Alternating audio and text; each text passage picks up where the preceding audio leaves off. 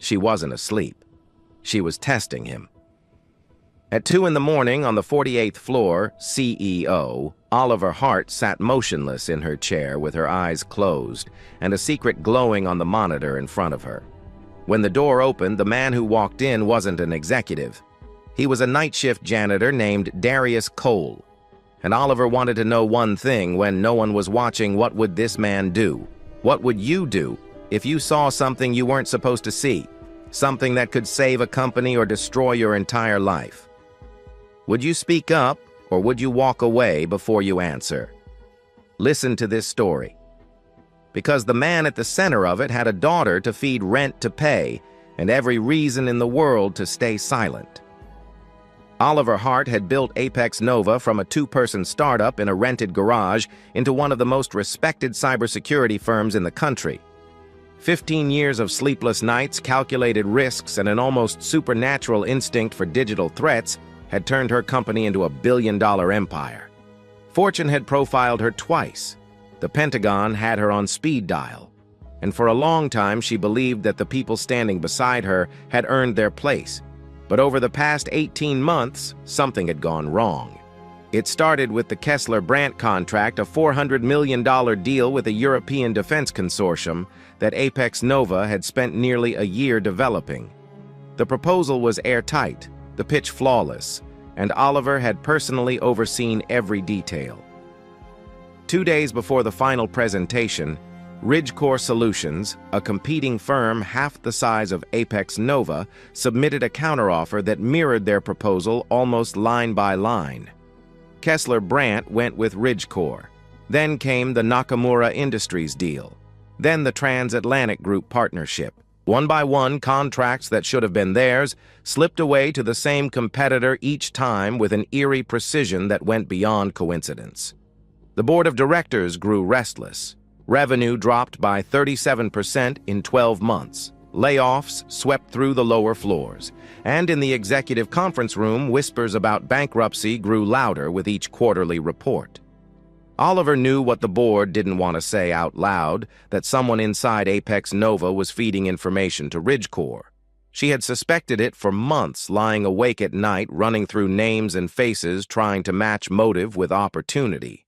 But she had no proof, no digital fingerprint, no confession, just a gut feeling that gnawed at her like a slow poison. She couldn't go to the FBI herself, not yet. If she was wrong, the accusation would destroy the company faster than any leak. And if she was right, she needed the evidence to come from a source outside the executive circle. If Oliver reported her own COO based on an access log she had pulled up herself, Carlos could claim she had fabricated the data to deflect blame for the company's decline. The board would fracture, lawyers would circle, and the real crime would disappear under a mountain of internal politics. She needed someone independent to see the truth and act on it, someone with no agenda, no corporate loyalty to protect, and no reason to lie. And the worst part, the part that kept her staring at the ceiling long after midnight, was the growing certainty that the traitor was someone who had been beside her from the very beginning. 48 floors below where Oliver sat in the dark, Darius Cole pushed a cleaning cart through the service entrance of Apex Nova's lobby at 9:15 every night. He was 34 years old, broad-shouldered with hands that were built for something more precise than mopping floors. And 3 years ago they had been. Before the cleaning cart, before the blue coveralls with his name stitched above the pocket, Darius had been a cybersecurity technician at a mid-sized firm in Arlington. He was good at it, not just competent, but gifted. The kind of mind that could read a network breach the way a cardiologist reads an EKG, spotting irregular rhythms in data flows that others dismissed as noise. His supervisor once told him he had a future in the field that most people could only dream about. Then Sarah got sick.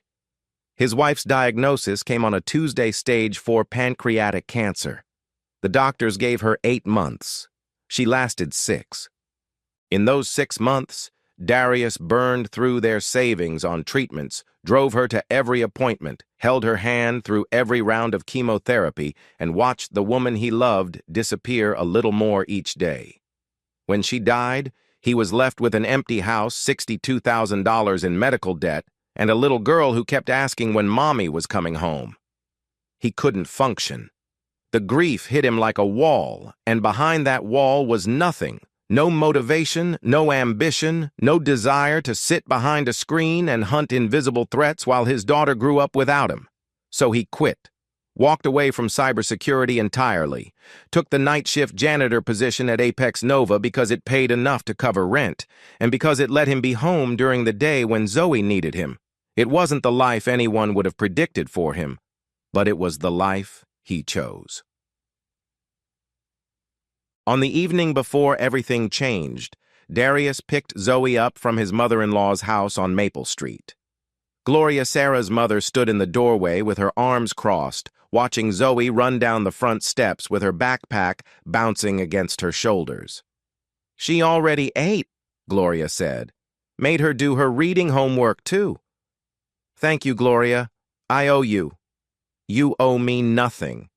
You owe that little girl a good life. That's all the payment I need." Darius nodded.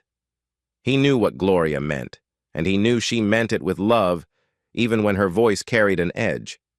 She had never quite forgiven him for leaving the tech industry for choosing a mop over a career that could have given Zoe more.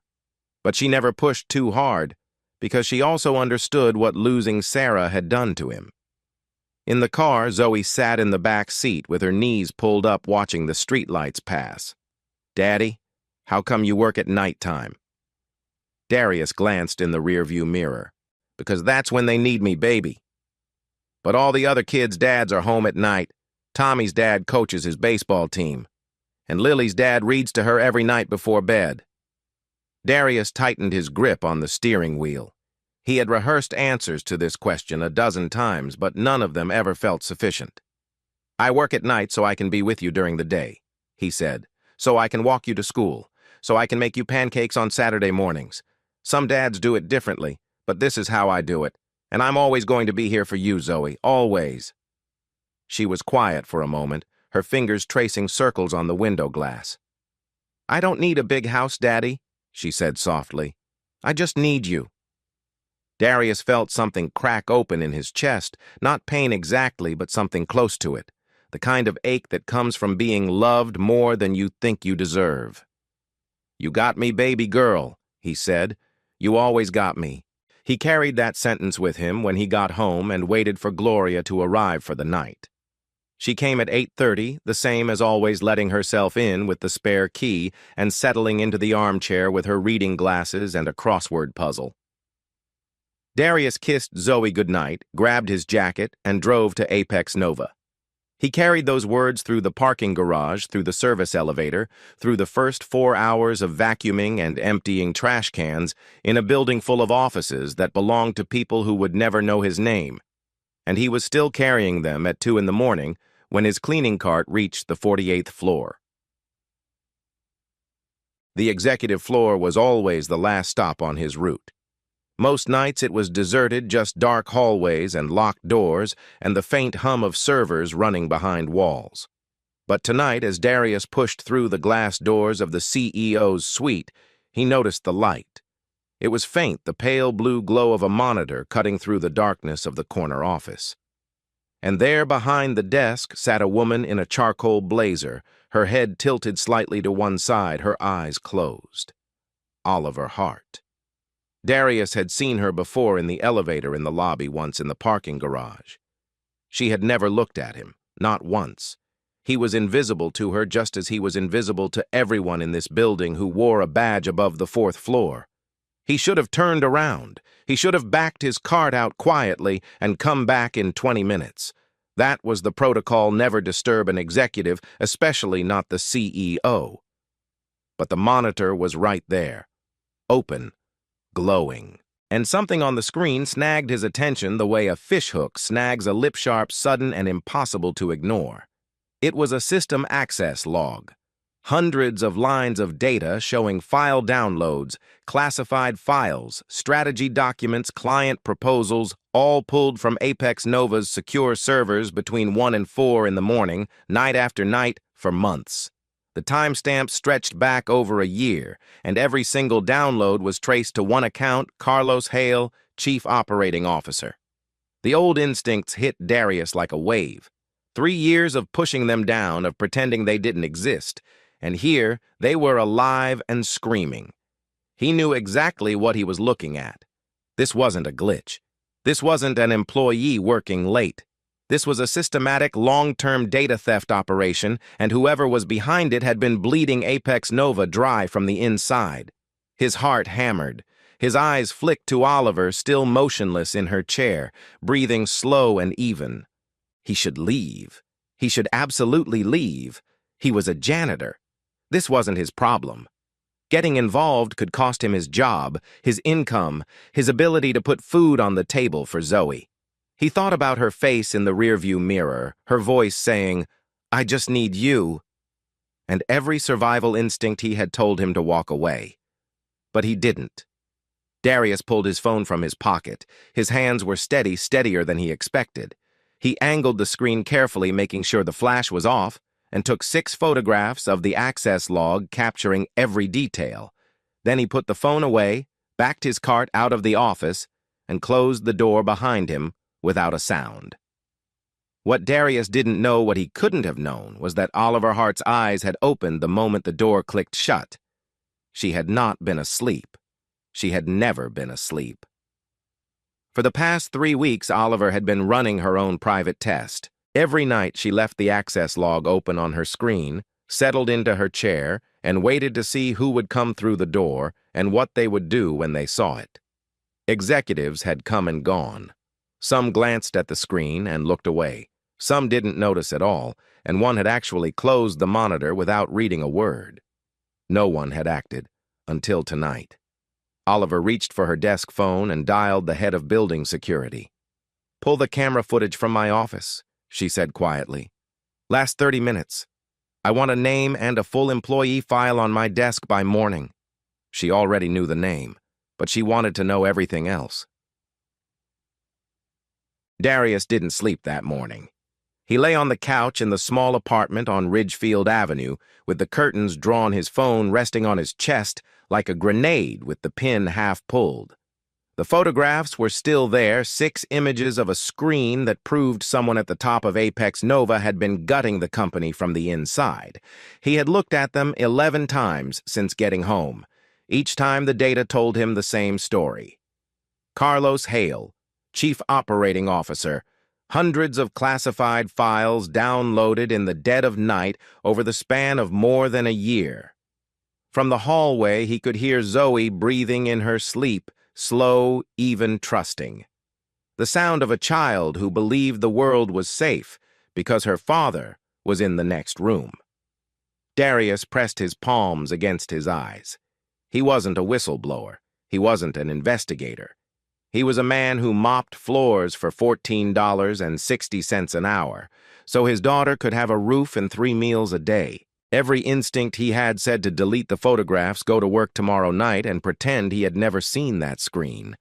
But there was another voice, quieter, older, buried beneath 3 years of grief and survival that wouldn't stop talking. It was the voice of the man he used to be. The technician who understood that data theft on this scale wasn't just a corporate problem. It was the kind of thing that destroyed companies, wiped out retirement accounts, and put hundreds of people out of work. People like him. People who couldn't afford to lose a paycheck. By 7 in the morning, he made a decision, not the final one, but a step. He picked up his phone and called Ray Whitfield. Ray had been his closest friend at the firm in Arlington. They had started the same week, shared a cubicle wall for 2 years, and spent their lunch breaks arguing about college football and encryption algorithms with equal intensity. When Darius left the industry after Sarah's death, Ray was the only colleague who kept calling. For a while, at least. The calls had thinned out over the past year, but the number still worked. Ray picked up on the 4th ring, his voice groggy. "D, that you?" "Yeah. I need a favor. It's 7 in the morning, man. I know. It's important. Something in Darius's tone must have registered because Ray's voice shifted. All right, talk to me. Darius explained what he had found carefully without naming the company, though Ray was smart enough to figure it out. He sent 3 of the 6 photographs over an encrypted messaging app and waited while Ray examined them. The silence on the other end lasted almost 2 full minutes. When Ray finally spoke, his voice had lost every trace of sleepiness. Darius, this is bad. This isn't some employee sneaking files onto a thumb drive. This is organized, systematic. Whoever set this up built a pipeline, scheduled downloads during off-peak hours, rotating access points, layered permissions to mask the origin. This has been running for months, maybe longer. That's what I thought. You said this is a COO-level account. Yes. Ray let out a long breath. Then you're looking at someone with full administrative access to every system in the building. This person doesn't just have the keys, they built the locks. Darius felt the weight of those words settle into his chest. So what do I do? The line went quiet again. When Ray came back, his voice was different, lower, tighter, wrapped in something that sounded a lot like fear. You delete those photos. Tonight. And you never mention this to anyone. Darius pulled the phone away from his ear and stared at it as if the device itself had betrayed him. Ray. Listen to me. Ray's words came fast, now urgent. I know who Carlos Hale is. He sits on 2 industry advisory boards. He has connections at the Department of Defense. If he finds out a night shift janitor is sitting on evidence against him, you won't just lose your job, Darius. He'll come after you with lawyers you can't afford to fight. He'll bury you. And I have a wife. I have 2 kids in school. I can't be part of this. I'm not asking you to be part of anything. I'm asking you what this data means. And I just told you. Now I'm telling you to walk away. Ray's voice cracked slightly. I'm sorry, Dee. I really am. But this isn't our fight. The call ended, and Darius sat in the quiet of his living room holding a phone full of evidence and absolutely no one to share it with. He went through the motions of the day like a man walking through fog, made breakfast for Zoe, walked her to school, came home and tried to sleep, but every time he closed his eyes, he saw the access log scrolling down that screen line after line of stolen files, each one a piece of a company being hollowed out from the inside. That evening, he dropped Zoe at Gloria's and drove to Apex Nova for his shift. The building looked the same as it always did, a glass tower glowing against the night sky full of offices where important people made important decisions. Darius parked in the service lot, swiped his badge, and pushed his cart through the lobby. He was on the 22nd floor, emptying the recycling bins in the east wing when the elevator chimed behind him. The doors slid open and Carlos Hale stepped out. Darius had seen Carlos before, always from a distance, always in passing. A tall man in his early 50s with silver-gray hair, combed back from a broad forehead, wearing suits that cost more than Darius made in a month. He moved through the building the way all senior executives moved, with the casual certainty of someone who believed every door would open for him. But tonight Carlos wasn't passing through. He stopped. You work this floor. Darius kept his hands on the recycling bin. Steady. Yes, sir. 20 through 28. Carlos studied him. The look wasn't hostile, not exactly. It was the kind of look a man gives a piece of furniture he doesn't remember buying, evaluating, measuring. What's your name? Darius Cole. How long have you been with us, Darius? About 2.5 years, sir.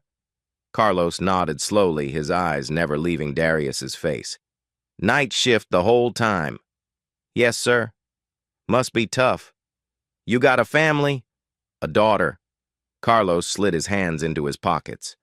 A daughter. That's nice. Kids keep you honest, don't they? He held Darius's gaze for a moment longer, a moment that stretched like a wire being pulled taut, and then turned and walked toward the elevator without another word. The doors closed. The floor number climbed, and Darius stood alone in the hallway with his heart slamming against his ribs. His hands were shaking. He clenched them into fists and pressed them against his thighs until the trembling stopped. In 2.5 years, Carlos Hale had never once acknowledged him, had never acknowledged any custodial worker that Darius had seen, which meant something had changed. Maybe Carlos had reviewed the security footage. Maybe he had noticed that someone lingered too long outside the CEO's office. Maybe the question about family wasn't casual. Maybe it was a warning. Or maybe Darius was being paranoid. Maybe it meant nothing. But the look in Carlos's eyes, that cold, calculating inventory of a man cataloging a potential threat, told Darius everything he needed to know. He wasn't invisible anymore. While Darius pushed his cart through the darkened hallways that night, Oliver Hart sat in her home office 12 miles away, staring at a security report that confirmed what she had already suspected. The employee file was thin. Darius Cole. Night shift custodial staff. Hired 2.5 years ago. No disciplinary record, no complaints. A ghost in the system, the kind of employee whose badge scanned in and out every night without ever triggering a single flag. But the camera footage told a different story. Oliver watched it 3 times. Darius entering her office with his cart, stopping when he saw the screen. The shift in his posture subtle but unmistakable as recognition hit. And then the phone. 6 photographs taken carefully, methodically, with the precision of someone who knew exactly what he was looking at. She leaned back in her chair. For 3 weeks she had run this test.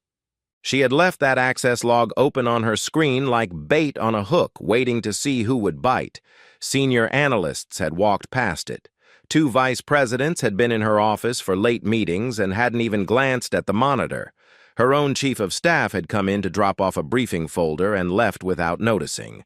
And then a janitor, a man who had no obligation to this company beyond pushing a cleaning cart. A man with a daughter to feed and rent to pay and every reason in the world to mind his own business. And he did the thing that none of them were willing to do. He looked, he understood, and he acted. Oliver pulled up the rest of his file. Prior employment cybersecurity technician, 4 years at a firm in Arlington. Reason for departure personal. Emergency contact Gloria Simmons' mother-in-law. Dependents 1 daughter. She closed the file and stared at the wall for a long time. For months she had been drowning in suspicion, unable to trust her board, her executives, or even her own judgment. She had built Apex Nova with Carlos Hale at her side from the very beginning. He was the first person she hired, the first name on the company charter, the man who had talked her through every crisis and celebrated every victory for 15 years. The idea that he had been selling her out systematically, deliberately for money wasn't just a business problem. It was a wound that went deeper than any balance sheet could measure. And now the proof she needed wasn't coming from a forensic audit team or a corporate investigator. It was sitting in the phone of a man who cleaned her office at 2 in the morning. Oliver closed her laptop and made a decision of her own. She would wait. She would watch. And she would see what Darius Cole did next. 2 days passed. Darius went to work, came home, picked Zoe up from school, made dinner, read her a chapter of the book they were working through, a story about a girl who sailed across the ocean in a boat made of paper. Zoe loved it. She said she wanted to build a paper boat and sail to an island where dogs could talk. Darius told her that sounded like a solid plan. On the second evening, he was sitting at the kitchen table going over bills when Zoe came out of her room carrying a piece of paper. "I made this for you, Daddy." She held it up. It was a crayon drawing 2 stick figures standing in front of a small house with a red door.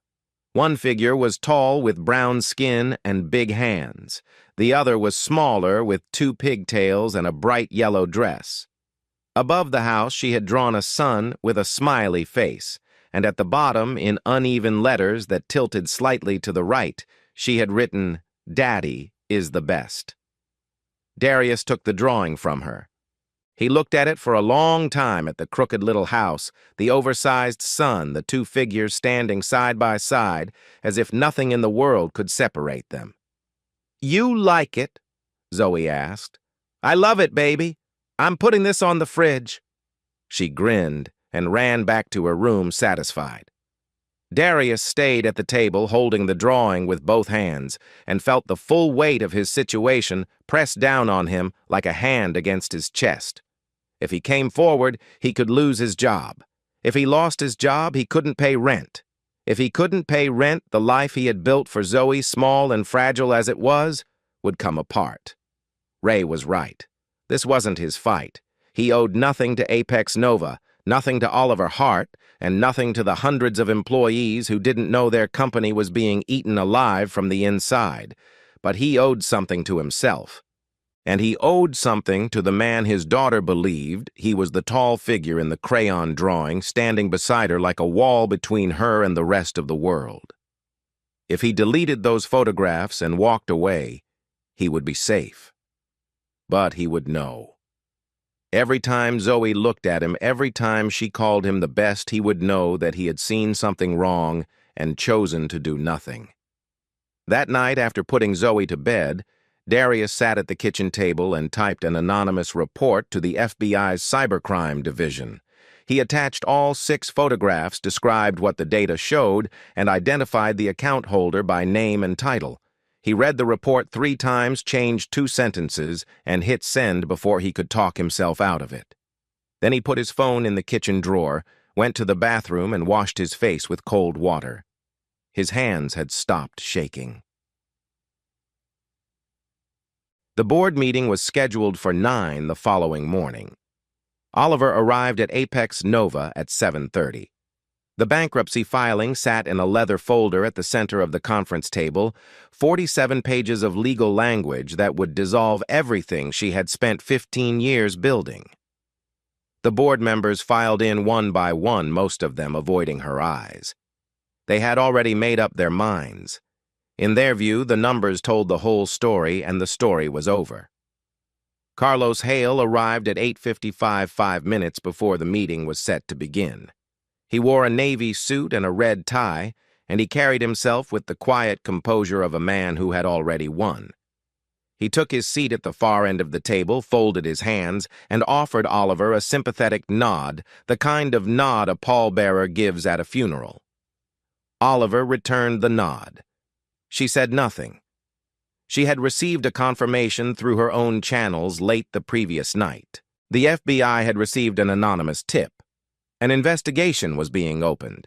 Agents were being dispatched. But she didn't know when they would arrive. It could be today. It could be next week. And if it was next week, the document in front of her would already be signed and Apex Nova would already be dead. The board chair, a silver-haired man named Richard Graves, opened the meeting with a brief statement about the company's financial position. Oliver listened without expression.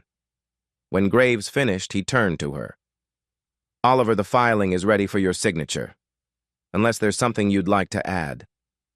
Carlos leaned forward. "I think we've been through this enough times. The numbers are clear. The sooner we move forward, the sooner we can begin an orderly wind down." Oliver picked up the folder and opened it slowly. "Before I sign, I'd like our counsel to walk me through the indemnification clause on page 31. I want to make sure I understand the personal liability implications for each board member." The company's attorney, a woman named Patricia Shelton, blinked in surprise. "That clause is standard language, Oliver. We reviewed it last. I'd like to hear it again."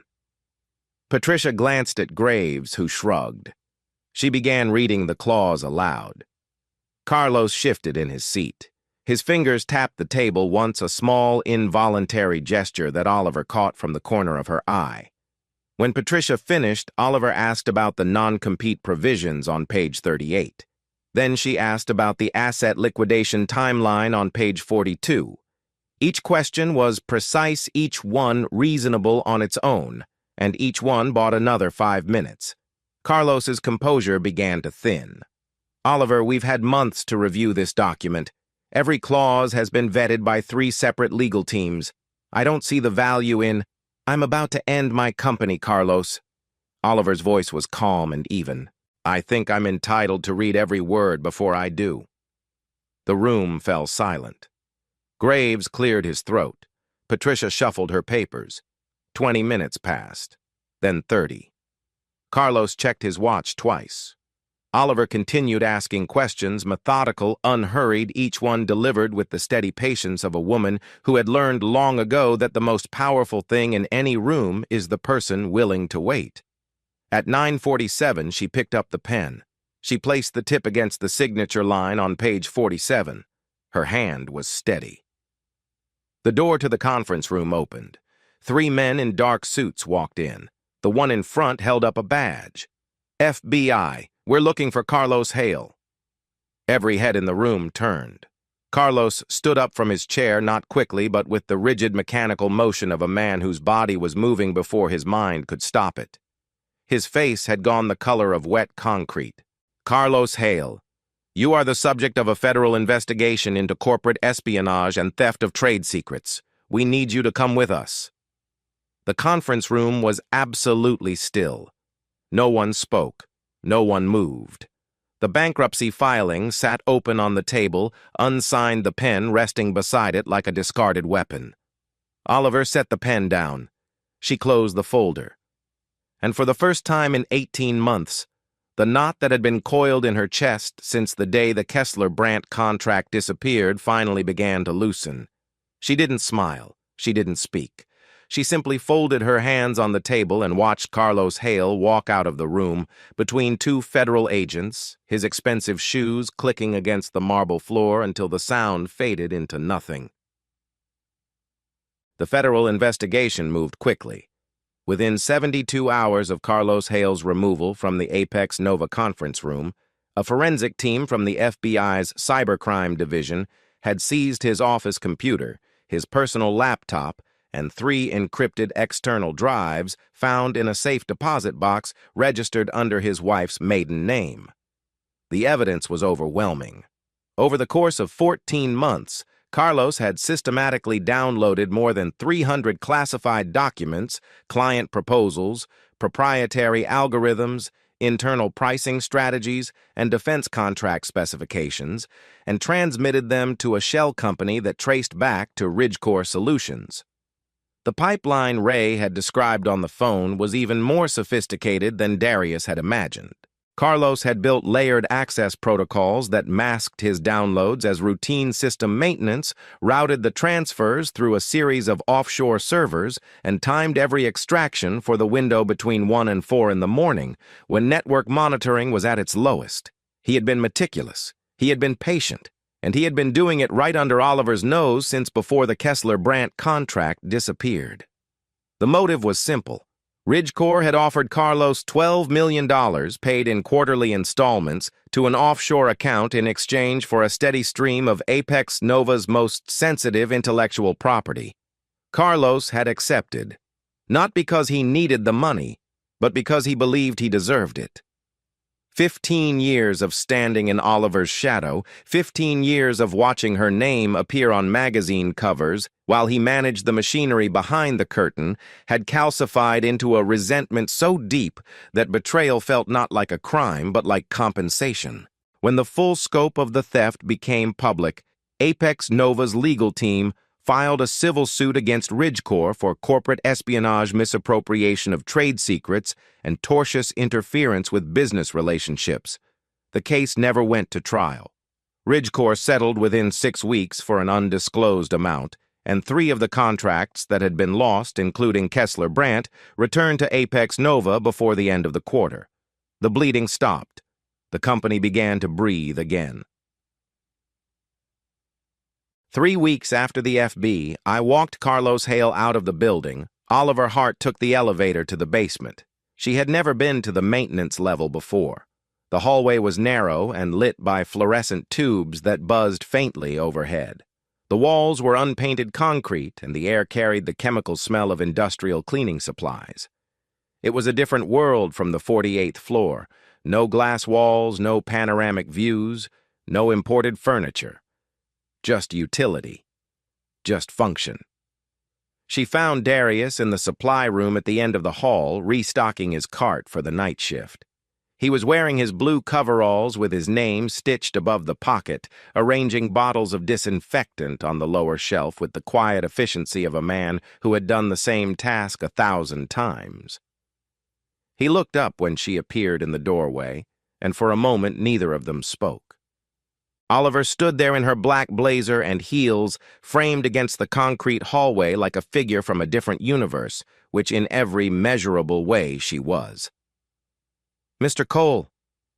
"Ma'am." "Do you know who I am?" Darius set down the bottle in his hand. "You're the CEO." Oliver stepped into the room. "I need to tell you something, and I'd like you to hear all of it before you respond." Darius straightened up and waited. 3 weeks ago, you came into my office at 2 in the morning to clean. You saw my monitor displaying a system access log. You recognized what it meant that someone in senior leadership had been stealing classified data. And instead of walking away, you took photographs of that log. Darius's expression didn't change, but something behind his eyes shifted a flicker of recognition that the ground beneath him had just moved. "What you didn't know," Oliver continued, "is that I was awake. I had been awake every night for 3 weeks running that same test. I left the log on my screen deliberately. I wanted to see who in this building would notice and what they would do about it." She took another step closer. Executives walked through that office, analysts, vice presidents, people who are paid to identify threats. Not one of them acted. Some of them looked right at the screen and kept walking. One of them closed the monitor without reading a single line. Oliver's voice was steady, but there was something underneath it, a current of emotion that she was working hard to control. "And then you walked in. A man with no obligation to this company beyond pushing a cleaning cart. A man with a daughter to feed and rent to pay and every reason in the world to mind his own business. And you did the thing that none of them were willing to do." Darius looked at her for a long moment. "I almost didn't. But you did." "I'm just a janitor, Ms. Hart." "No." Oliver shook her head. "You're a cybersecurity technician who chose a different path because life demanded it. I read your file. I know about your background. I know about Arlington. And I know about your daughter." She reached into her blazer and pulled out a single sheet of paper, which she placed on the shelf beside his cleaning supplies. "I'm restructuring the company, creating a new division, ethics and internal security. Its job will be to make sure that what Carlos Hale did can never happen again. I need someone to lead it. Someone who understands both the technology and the principle behind it. Someone whose first instinct when they see something wrong is to act even when it costs them." Darius looked down at the paper. It was a formal offer letter printed on Apex Nova letterhead with his name at the top. He didn't pick it up. Not right away. "I have a daughter," he said. "She's 7. Everything I do, every decision I make, I have to think about how it affects her. Taking a job like this, it's not just about me." Oliver nodded. "I know. And that's exactly why I want you. Because a man who thinks about his daughter before he thinks about himself is the kind of man I need protecting this company." Darius stood there in the basement supply room, surrounded by mop handles and chemical bottles, holding a conversation that would have been unimaginable a month ago. He looked at the offer letter one more time, then folded it carefully and slipped it into the chest pocket of his coveralls. "I'll think about it." "Take all the time you need," Oliver said. Then she turned and walked back down the fluorescent hallway, her heels clicking against the concrete, until the sound disappeared. 1 year later, the main auditorium at Apex Nova was full. Every seat was taken, engineers, analysts, support staff executives, and new hires who had joined during the company's resurgence. The stage was simple, a podium, a microphone, and a screen displaying the company's new logo, alongside the words, Apex Nova Annual Address. Oliver walked to the podium. She wore the same black blazer she had worn the night she sat in her office with her eyes closed, though no one in the audience would have known that. She looked out at the crowd and let the room settle. 1 year ago, she began, this company was 47 pages away from ceasing to exist. A bankruptcy filing sat on a conference table upstairs waiting for my signature. Most of you didn't know that. Some of you suspected it. And a few of you were already updating your resumes. A quiet ripple of recognition moved through the audience. We survived. Not because of a new strategy or a market correction or a lucky break. We survived because one person did something extraordinary, and he did it when no one was watching. Oliver looked down at the podium for a moment, collecting herself. For 3 weeks before that board meeting, I conducted a private test. Every night I sat in my office with an access log displayed on my screen, a log that showed clear evidence of a data breach at the highest level of this company. I closed my eyes and waited to see who would walk through that door and what they would do. The auditorium was completely still. Senior leaders came and went. People with decades of experience in cybersecurity, people whose entire job was to detect exactly what was on that screen, walked past it without a second glance. Some of them saw it and chose to ignore it. Some of them didn't even look. Oliver straightened.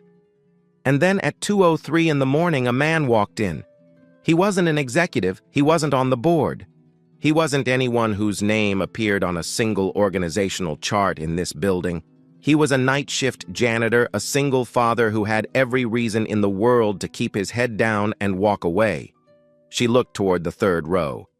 He didn't walk away. He looked at that screen and he understood what it meant. And then he risked everything, his job, his income, the stability of his daughter's life to do what was right. He filed a report that led directly to the FBI investigation that saved this company. Oliver's voice carried through the silent room. The person who passed the test that night wasn't someone with a corner office or a six-figure salary. It wasn't someone with a title or a seat at this table. It was a man named Darius Cole. Every head in the auditorium turned. Darius sat in the third row wearing a dark gray suit, the first suit he had owned in 3 years. His posture was straight, his hands resting on his knees, his face carrying the quiet composure of a man who had spent a long time learning how to be still in uncomfortable moments. Beside him, in the seat to his right, Zoe sat with her legs dangling above the floor, wearing a yellow dress and 2 pigtails, looking up at her father with a smile that hadn't left her face since they walked through the front door that morning. "Darius," Oliver said from the stage, "would you stand up?" He rose slowly. The auditorium was silent, not the silence of discomfort, but the silence that comes when a room full of people recognizes something true. Darius stood there in his suit, his daughter's small hand reaching up to grab the edge of his jacket, and he looked out at a sea of faces that were for the first time looking back at him. Not through him, not past him, at him. For 2.5 years, he had moved through this building like a shadow, a man without a name tag that anyone read, without a face that anyone remembered, without a voice that anyone expected to hear. He had mopped floors and emptied trash cans and pushed his cart through hallways where people stepped around him the way they stepped around furniture. And now he was standing in the center of the room, and every person in it knew his name. Zoe tugged on his jacket and whispered loud enough for the people nearby to hear, "Daddy, why is everyone looking at you?" Darius looked down at his daughter, at her bright eyes and her yellow dress, and the gap where her front tooth used to be, and he felt something shift inside him, not a crack this time, but a settling, like a foundation finding solid ground after years of floating. "Because they can see me, baby," he said quietly. "They can finally see me." The applause started slowly, 1 person, then 10, then the entire room, and it washed over Darius like warm water, filling in all the places that grief and invisibility had hollowed out. Titles don't define a person's worth. Integrity does. And sometimes the person who changes everything isn't the one sitting in the corner office. It's the one who walks in at 2 in the morning with a cleaning cart and a conscience and chooses to do what's right when the whole world is asleep. If this story stayed with you, if Darius's choice reminded you of something you believe in, share it with someone who needs to hear it today. And if you haven't already subscribed to this channel, because every week we bring you stories about ordinary people who do extraordinary things when no one is watching. Hit that notification bell so you never miss one. We'll see you in the next story.